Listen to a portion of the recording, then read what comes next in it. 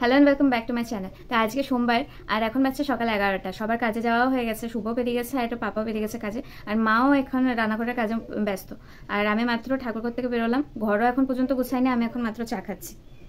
বাকি কাজগুলো সেরে নিয়ে এখন দেখছি যে মা রান্না প্রায় শেষের দিকে।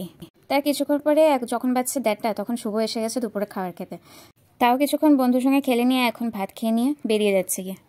কিছুক্ষণ পরে পাপাও এসে গেল, তো পাপা আর মা একসঙ্গেই ভাত খেতে বসছে। আমি কিছুক্ষণ আগেই খেয়ে নিয়েছিলাম। শুভ বেরিয়ে গেছে কাজে আর পাপাও এসে গেল, আর তো তারা খাচ্ছে আর আমার তো শুভর সঙ্গেই খাওয়া শেষ।